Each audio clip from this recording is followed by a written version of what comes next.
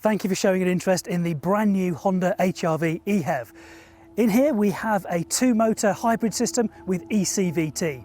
And in this video we're going to be showing you some of the features that you can expect to see and enjoy on your test drive. But we're going to highlight those for you, as I say, in this short video.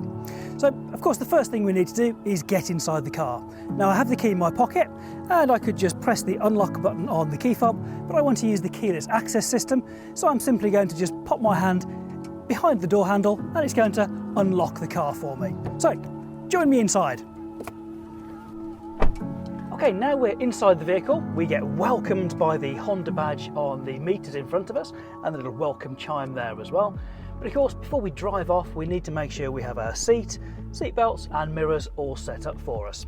So seat height adjustment and the recline levers are just by my right hand, so I think that feels about correct. And that feels good to me. My head restraint is a little low, so I bring that up, that feels good.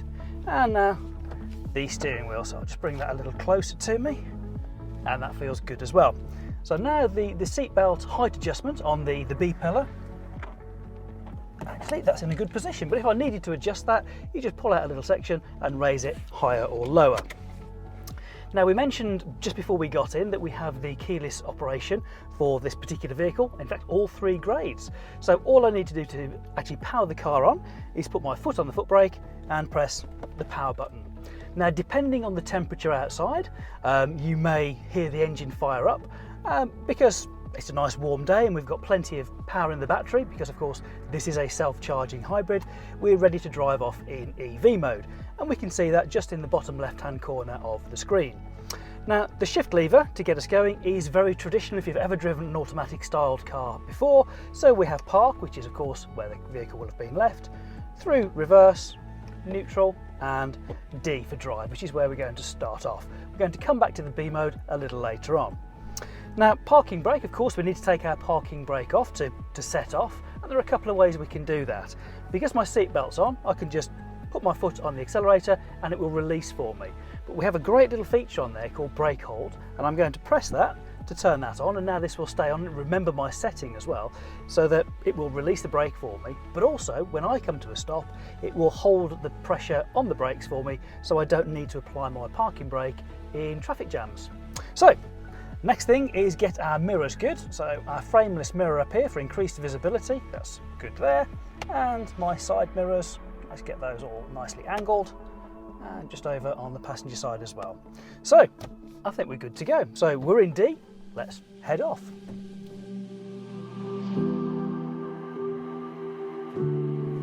Now we're on a little private road here, so we've got some really good access to some nice country style roads, and we can experience the different kind of drives that this hybrid system can give to us. So remember, we've got EV mode where we can actually be in purely EV with no tailpipe emissions whatsoever. We've got the hybrid mode where our petrol engine will be actually connected to a generator that's going to generate the electricity for us, but it's still the electric motor that powers the road wheels, so we're getting that really good strong torque. In fact, 253 Newton meters of torque we get from the electric motor. And you've got engine drive. So with ours you have 3 different modes that the car can actually choose from to put you in the most efficient for that point in time, based on of course the load and your throttle position. So in engine drive, this is going to be for situations where you're probably going above 45 miles an hour, you're probably cruising on light throttle. When you're accelerating hard, you're going to be in hybrid mode, because our electric motor has 131 PS or horsepower, and our petrol engine, predominantly there to create electricity, has 107. So we use a nicely powered petrol engine to actually generate electricity to power an even more powerful electric motor. And of course, as we said, 253 Newton meters of torque. At the moment though, actually we're driving in EV. So we're full EV, the petrol engine is not doing anything for us, and we're going to get a really good return on our fuel economy.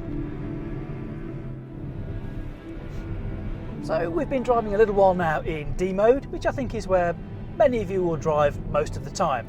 So in this mode, when you come off the accelerator, you will carry on rolling because there's no actual resistance, there's no engine braking to slow you down. However, if you prefer the feel of engine braking, like maybe in the previous car that you've owned, we can synthetically create that for you. And all you need to do as a driver is put the drive selector into B mode. So now we've done that, what we'll notice while we're driving and accelerating is nothing. It's exactly the same.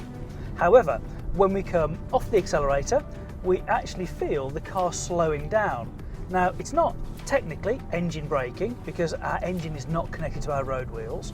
What we're doing is using the hybrid motors to actually slow us down. And this way, rather than traditionally engine braking would be wasted energy, this way we harness the energy, store it into the batteries at the back and can reuse it whenever we want to. Also in B mode, you can tailor it to how much regeneration you want to create and of course how quickly it will slow you down. With the paddles on the back of the steering wheel, we can have from 4, 3, 2 or 1 little arrows, one being the least amount of energy harnessing, and it will allow you to roll that a little bit further. But you can do that as you're actually driving along. But of course, remember, when you're in B mode, the only difference you'll feel is when you're actually off the accelerator. Now, driving along, been in the car a little while now, enough to know it feels a really great place to be. We've got anti-fatigue seats in the front, which are going to keep me nice and comfortable for any long journeys, and they're instantly comfortable as well. And not only that, wherever I look, whether it's front, checking my mirrors, or behind, we've got incredible all-round visibility. All three grades of new Honda HR-V benefit from our Honda sensing package.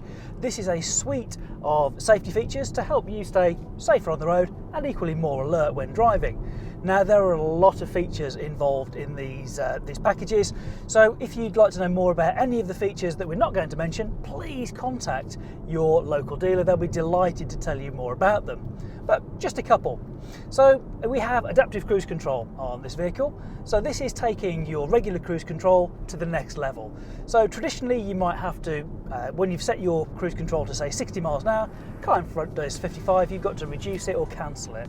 Now with adaptive cruise control, it's using the camera at the top to look for vehicles ahead of us, and if the vehicle in front is going slower than our desired speed, we slow down as well. And we can actually set the gap between us and the vehicle in front based on time. So you can do that with the controls on your steering wheel.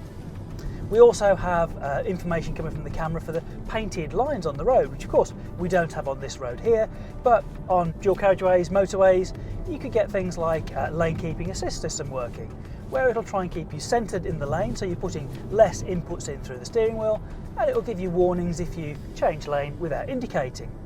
We also have road departure mitigation, so by its very title, it will try and mitigate you departing from the road.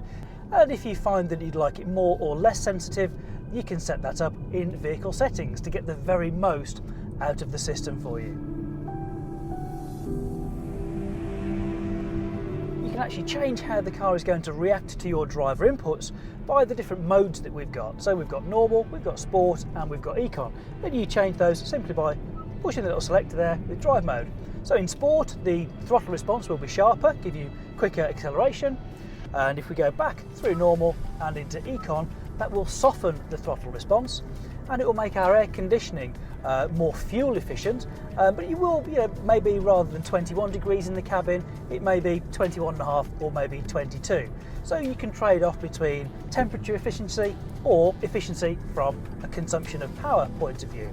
I quite like it in the normal mode, which I think is probably where most people will leave that. While we're looking at the dials, you can actually see at the moment we're in the power flow, and we've gone from EV mode to hybrid, and if we get a little bit faster we can see it go into engine mode, so we get the little cog on there.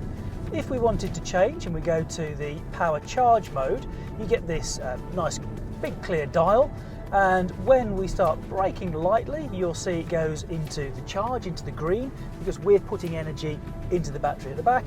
And as we accelerate, you'll see the needle goes more into the blue because we're actually consuming some energy and accelerating. There are a number of different screens you can go through there, and I'm sure you'll find the one that's perfect for you. So we're coming to the end of our drive now, so I think it's a good opportunity to actually try out that rear view camera. So we'll just pull along here, we'll select reverse, and the screen on our infotainment system will go into the rear view camera. And because I've got it set up to have the guidance lines that are also dynamic, as we turn the wheel we can actually see where we're going to be ending up in between these two Hondas. Beautiful. So nicely parked, we have our rear view camera, we're in between two great Hondas,